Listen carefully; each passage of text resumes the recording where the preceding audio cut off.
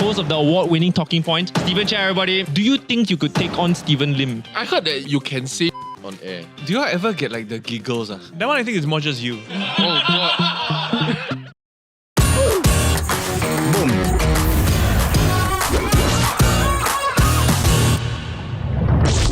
International Fried Chicken Day is right around the corner, and so today we have an extremely unique guest here with us. It's the next bright star of McDonald's, the all-new Chicken McCrispy Signature! Welcome to the show! Right. It's nice to meet you too. You know, you actually look kind of familiar. Oh, so you're non-spicy, not to be confused with the Chicken McCrispy spicy. I don't mean to be rude, but I just want to say, wow, you look juicy. And extra crispy. Wow, getting hungry, y'all. Oh, what's this? Hey, you brought us a surprise! Whoa, so you're saying we can get the 6-piece Chicken McCrispy for $10, usual price $18.95, from 2nd to 4th July? Oi, you forgot to mention that this promo is applicable for all flavors, signature, spicy, and mixed. Wow, this is the best guess ever! Best guess ever!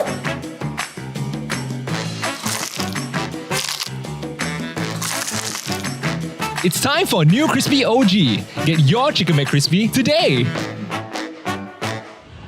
Ladies and gentlemen, we have a broadcast media veteran in our presence today. The man I personally regard as the face of Channel News Asia, even though he would most likely modestly disagree. He is the host of the award-winning Talking Point, podcast host of Deep Dive, the man who puts his body on the line for your entertainment. Stephen Chia, everybody. Thank you very much. Welcome to the show. So before we deep dive into your life, career and expertise, I wanted to start off with some boliao questions. Sure. We have a Telegram community. Yeah. Join if you haven't. We told them that you'll be on. They were very excited. They contributed quite a lot of questions and we picked about 4 or 5 that you hopefully address. Some of them are really boliao. Starting with the first. If there was a battle of the Stevens in Singapore, right? Do you think you could take on Stephen Lim? Hey, Stephen Koko, shout out. Take on as in a physical fist fight? Most likely. Sure, yeah. Yeah. No, I don't know. I was not expecting that. No. I'm saying as in I can take him on. Will I win or lose? I have no idea. I'm a very non-confrontational, non-violent kind of guy. The only time I ever got punched was in primary school because my friend and I were sitting there, we're waiting for something, and we very boliao, and we're like, hey, you ever been punched before? He's like, no. No, that's your only fight in your life. So we punched each other. I'm like, hey, painful. He's like, yeah, man. Oh, you're so wholesome, man.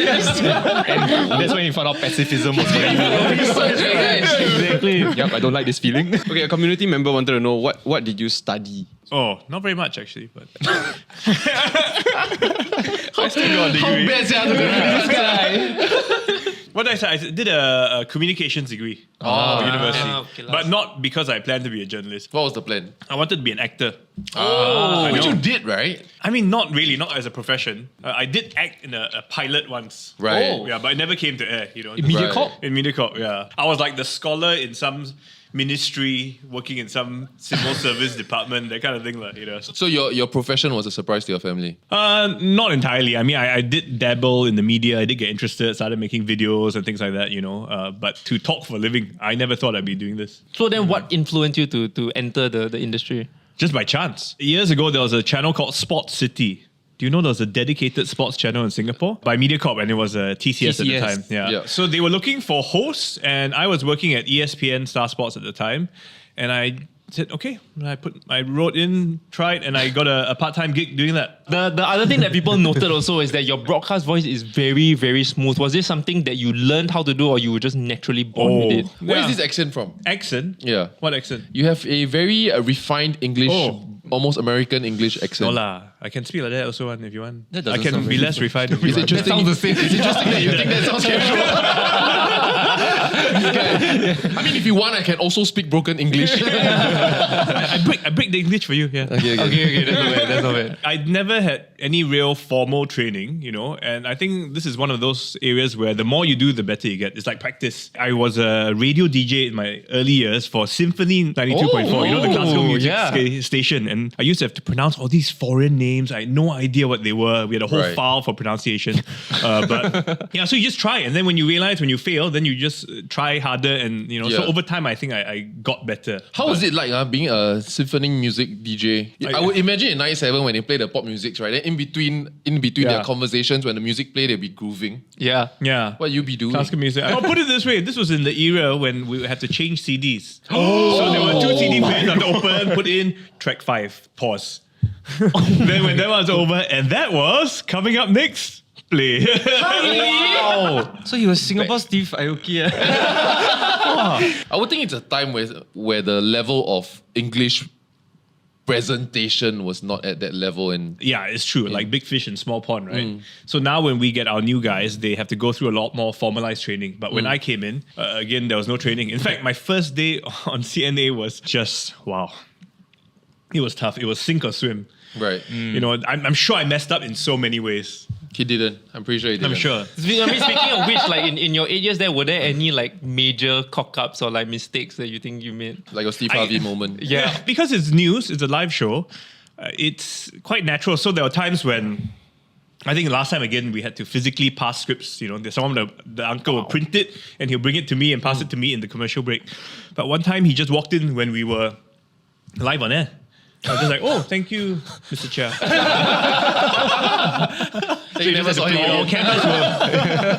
Our cameras were cut back to us earlier than we expected, and you're eating or you're doing something else that you shouldn't be doing. So those are the kind of moments. Do you ever get like the giggles? Oh, I had a laughing fit once. I can't remember what it was about, but you just laugh and then you just like, and then you got to read a really serious like. And so over in Augusta, 4 people died today. So then, luckily, it was a picture of something else, But then you are like. So it does happen, and then once you start, your co-host will start, and once you're both on, that's it. And there's no cure lah. You just get it out of He the will just system. randomly heal. and he will just randomly come back and haunt you and trigger you. He's trying to find out for his Yeah, own joke no, because no, he no, gets no. it All the laughing time. fits. Really? Yeah. That one I think it's more just you. Steven got teeth. Sorry, bro. So I think like now most people remember you and know you for Talking Point. Yeah. It's been such a successful show. It's won Thank you. awards. What was the conceptualization like? Was it something that you were told to do or something that you pitched or pitched to you? The show has been around for many years, even before I started hosting it. And when I first took it over, this is what we were doing. Panel discussions. Right. It was a live call-in, a 1-hour show. You can pick up your phone, call in and say, I remember that. and give your thoughts or opinions on a certain issue. So I would get, people calling in and say, hello, I'm Mr. Lim, I am 65 years old this year and I want to tell you about TBF.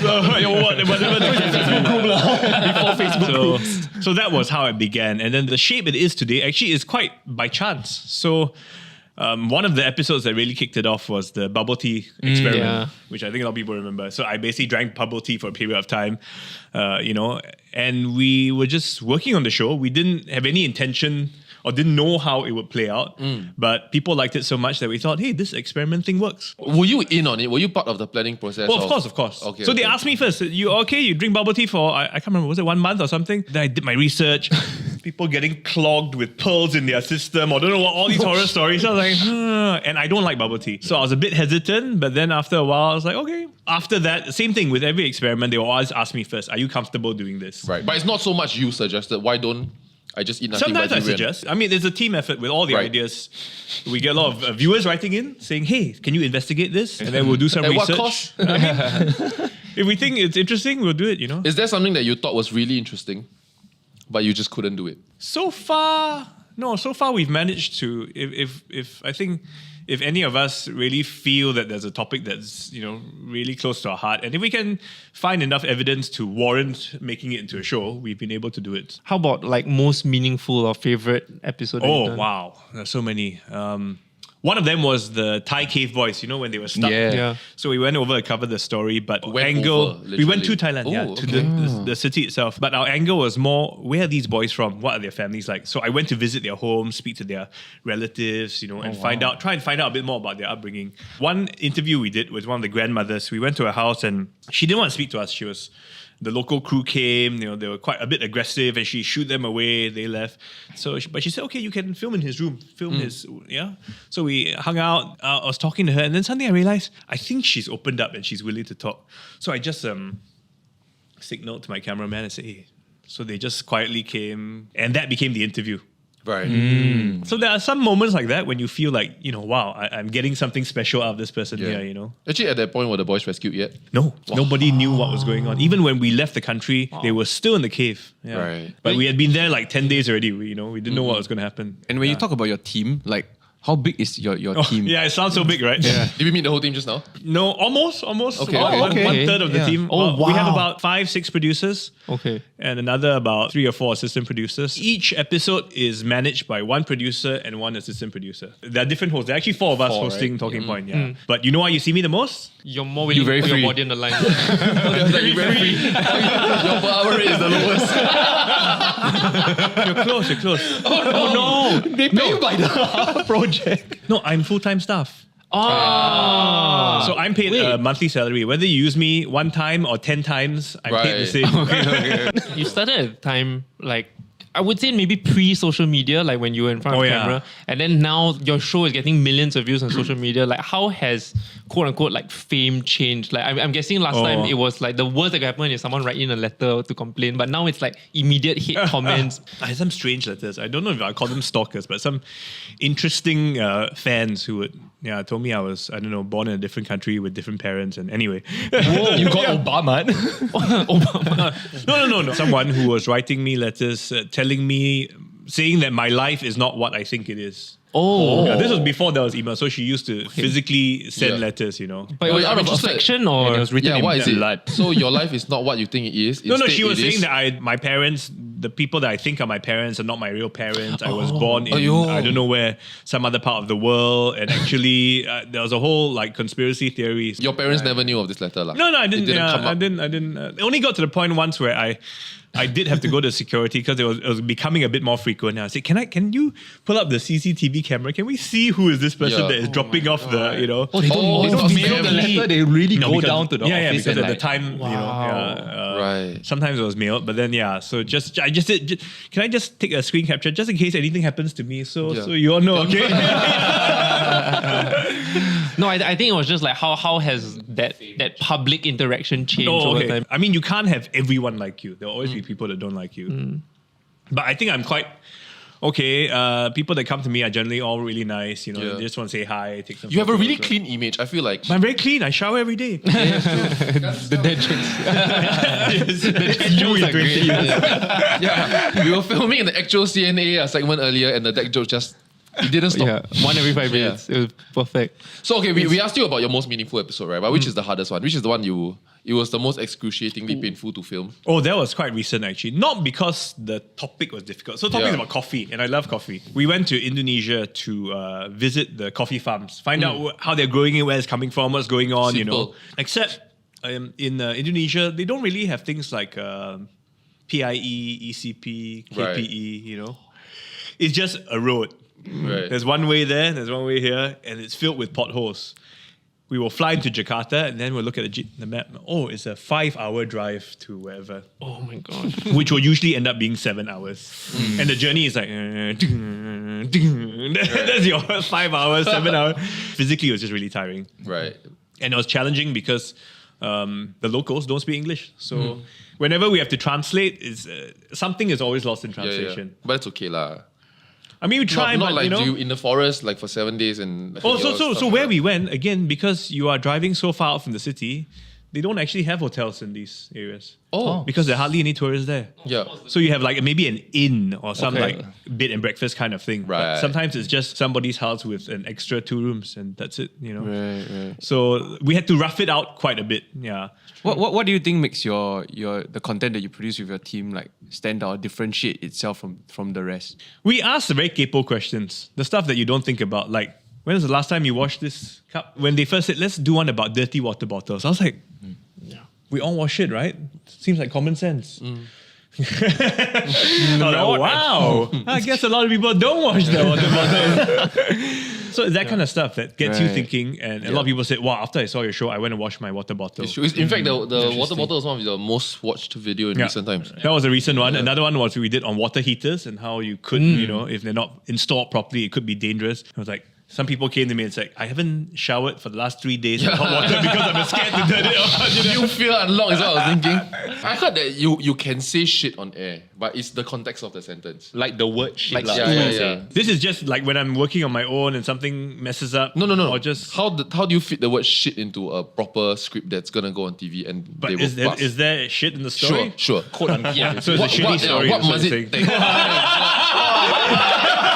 I was waiting for it. I was thinking along the lines of this is the shit or something. Yeah, what must it take? Because there are also substitutes for the word shit, right? Like poop. Yeah. So we say if we're Feces. talking about poop, then we say so there was shit, which is or feces. Basically. Really, man? Super job you would call shit, really? Sometimes it also depends on who the audience is. Because if I say feces or defecated, and if I know my audience doesn't know what that word means, Yeah. then what's the point? So then shit, you would say shit lah. So like I if could there's say a shit. talking Yeah, point so about there too was much there was shit. literally, as what they said here, shit on the ground in the village. Oh, beautiful. Okay. I can see it. Yeah. So I was just going to move this a little bit to something a bit more controversial. 6 or 7 years ago, a video came out. Okay. Where I think you talked about censorship in Singapore. Okay, yes. It was posted all over the forums where you kind of admitted that Singapore's media's role is not to be a watchdog in Singapore, unlike other places. Okay, first of all, I think it was taken out of context. Okay. So I did not admit that Singapore is, media is censored. Yeah, I didn't say that. I was just saying that in every country there's certain level of censorship, and there will always be certain things that we do or do not put on air for whatever reasons. So that was a session where I was speaking to some students at the university, and it was just a normal sharing session, but then quickly into the session, I realized that the professor who had invited me actually had an agenda, because the questions he kept asking were very Pointed in some pointed, way. and they were trying to get kind of an answer out of us. Yeah. So and I didn't know it had been recorded. Would your answer have been different if you knew it was recorded? Because I thought you answered really well. I think we do censor some things. Yep. There must be some level of censorship. Yep. Do I feel like I cannot do a certain story here in Singapore? No. We don't do it because either I can't get the other side of the coin, as in the other people on the flip side, to give their response, which means to be a one-sided story, or there are sensitivities based on religion or race. Yep. So for obvious reasons that we don't want to, cause unnecessary chaos. But otherwise, I've never felt like I can't share my opinion on any issue. Yeah, I think those days are gone. And people always say, you don't get a call from some minister or somewhere say, hey, why you do this or take that off. Y'all don't get it, Yeah, I mean, they can call. They will call my boss, and my boss will Right. say, okay, and then he will decide. But we don't have to. It Yeah. doesn't mean that just because Yeah. they call, we just take it off. Yeah. Yeah. I think something that was interesting, and I think it was in the conversation, was that like one of your colleagues, I think she was either a senior producer or producer, she said that she and her fellow colleagues aren't really interested in pursuing stories where it's about holding politicians accountable. I think that was quite an interesting take, because then what do you think Singapore's media's role is then if it's not about The that fourth state? estate to be a watchdog, right? Yeah. Our role, it's unique. So I studied overseas, and when I came back to Singapore, I was like, this is not democracy. What is this? How can Singapore be like that? It's not right. And then over time, as I started working, I started to understand why Singapore is the way it is. We are very unique. If we adopt the American style of democracy here, we'll be in big trouble. I mean, first of all, should anyone at any time be able to say whatever they want for whatever reason? No, right? We've seen how it causes In fact, chaos over there America's too, right? style of democracy is giving America problems as well. Yeah. So do we go after people? We will investigate if there's an issue. If politicians are held accountable for whatever reason, it's not like we don't cover it. We will cover it. We will ask the questions. But is it my job to spend my time saying, why did he say that and what is going on there? Yeah. Right. No, I mean, that's not the priority of the media here. I think our job is to find out what's going on in the world, keep people informed, and, help you stay informed. Yeah. Being a guy that's so exposed to many of the things around the world and being able to, through your show, right, go deep dives with many, many issues that society is facing, what are you most concerned about for your children that will inherit this world? Wow, that's like a big question. The challenges of the future are somewhat uncertain. So we know AI is here and it's going to change a lot of things. I don't know what are the jobs of the future. When my kids are ready to work, I don't even know what kind of jobs they would have. So I think our challenge in Singapore especially is that we're not very outgoing, because at the end of the day, there'll be challenges and issues to face, and we'll probably have the tools to fix it with AI, but how do we bridge that gap? We are very good at following the instruction manual. We're not so good when there's no instruction manual. Okay. This is what keeps you up at night? No. Is there a This talking is my point concern, that I think in Singapore we have such great minds, but we can only work a certain way. So our education system is very rigorous, teach you how to do all these things, solve very challenging problems. But the moment I take away certain elements of it, then you don't know how to be flexible and to adapt. Or even why you learned it in the first place. Yeah. Like our driving test. Okay. I just very sore about it. Full circle. How do you think we can solve that though? Experiential learning. Try. For one, don't be afraid to fail. My story is that I never did well in school. Academically, I was never, too smart. After PSLE, I went to the normal stream. I got back to Express in Sec 2. Oh, okay. But I still was always like bottom 5 in the class. And then I went to JC, I repeated my first year. So I'm not saying you should do that, but I learned a lot from those experiences. And I think it shaped me, in that sense. So the failures, we grow a lot. Ask any entrepreneur, if they haven't failed before, they won't be where they are today. Having done journalism for such a long time and being so experienced, do you have like a core piece of advice for like aspiring journalists? Oh yeah, sure. Be capo, be a busybody. You got to be asking questions about anything and everything. If you are always curious to find out the who, what, where, when, why, that kind of thing, that's a good start. And then the other bit is writing. We forget that, but all the stuff I do starts from a good script, which is pen on paper, or rather typed, but Depends on your handwriting. But essentially, you got to start there. And writing is something we tend to neglect quite a bit nowadays. Okay. Are you still friends with Suzanne Zhang?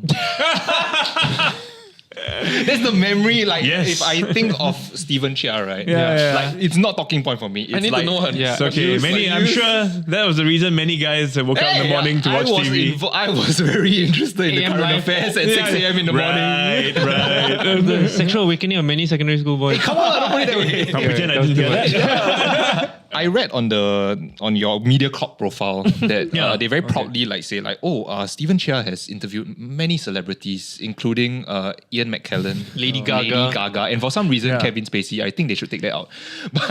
Yo, that's a huge flex. Well, I mean, regardless of what they've done in their personal life, in a way, I have there was interviewed a- Kevin Spacey.